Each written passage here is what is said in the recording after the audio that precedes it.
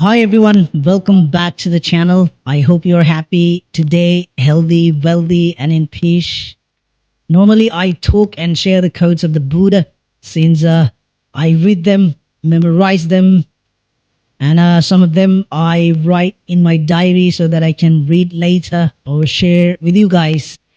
Or maybe I will write a book in the future and I will add them to it. We don't know, right? But of course, I need your help and support for that. I need your likes, comments, shares, and subscribes. So please do that. Please help me. Please like the video, comment, share, and subscribe. Today, I have brought a nice story from the Buddhist teachings.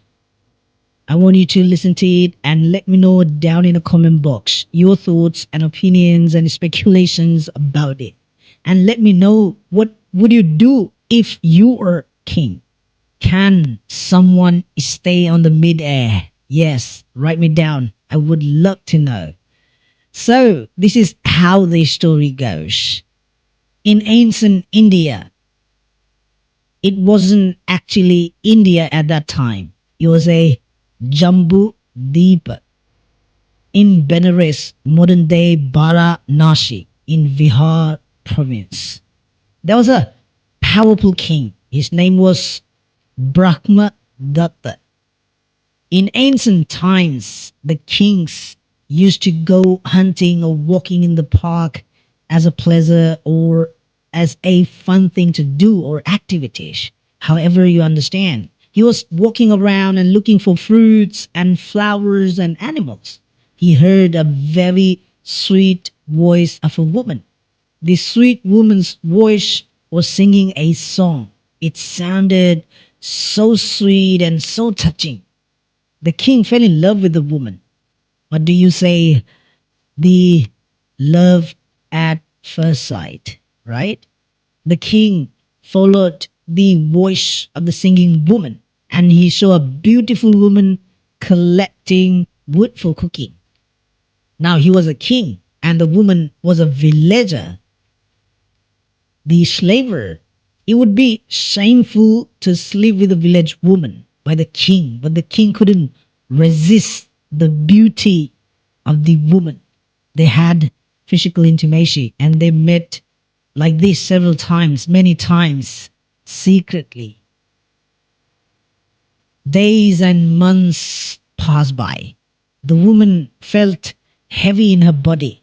She knew that she was going to be a mother now. She also knew that the man was the king of the country, and there was no way this man, whom she loved and gave her flesh, going to marry her. But for the good of her unborn son, she told him that she was going to be a mother. The king was happy about it, actually. He put the signet ring on her hand and said, "If it is a girl, sell this ring and feed the baby. But if it is a boy, bring the child, bring the ring to me." When the time came, the woman bore a baby boy who was the Bodhisattva. When the boy started running around and playing on the playground, he started asking, "Mother, I have seen no man in the house. I've seen no man in the house. I've seen no father hitting me when I'm behaving, doing badly, acting badly, speaking badly." At first, the woman kept quiet and didn't answer, didn't answer to her son. When he kept asking her, "Mother, who is my father? Who is my father?" He started asking every single day. The mother thought it was the right time to tell him the truth. One day she sat with her son and told him, "Your father is the king of the Benares, my son. What proof do you have to say it, mother?" The boy asked to his mother. He was a little bit surprised, a little bit shocked, but he asked. And the mother said, "My son, when the king was leaving me, he gave me this signet ring. He also promised me that if it is a girl, I should sell the ring and feed our daughter. And if it is a boy, I should go to the palace with the ring and the child. The boy asked, then why don't you take me to the palace, to my father? The woman looked at her son. She thought he was ready to meet and see his father now. One day she grabbed his hand and went to the palace gate. She told the security guard the reasons for their visit. The king summoned them inside the palace. As soon as the king saw the woman and the baby boy coming towards him, he knew it was the same woman he used to sleep with in the middle of the jungle.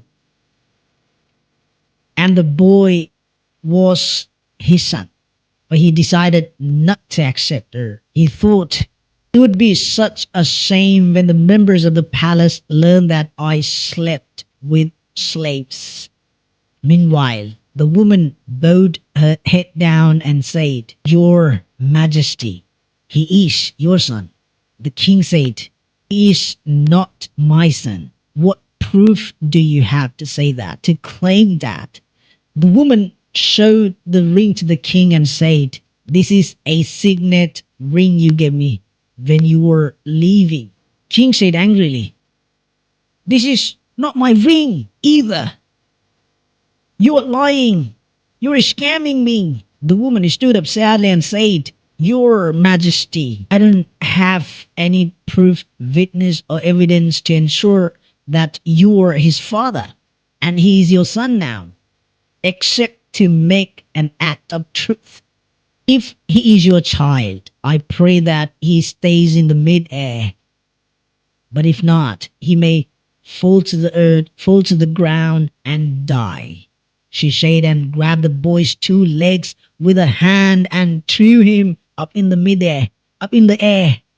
The boy stayed in mid-air, crossed legs in a meditative position. He started chanting. He started reciting. He started speaking. Your son am I, great monarch.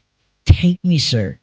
The king takes others, but much more to his child. The king heard the boy teaching the truth. He stretched his two hands and cried, Oh, my son, I'm sorry for my stupidity and ego. Please forgive me and come on my hand. Nobody will do that, but I will take care of you and feed you. There were thousands of hands stretched for the boy, but he went to the king's hands. The king accepted his son and the mother. He made the boy his viceroy and the woman his queen consort. The king died. The boy became the king of the country. He ruled the country righteously and prosperously, and died as a fair and righteous king.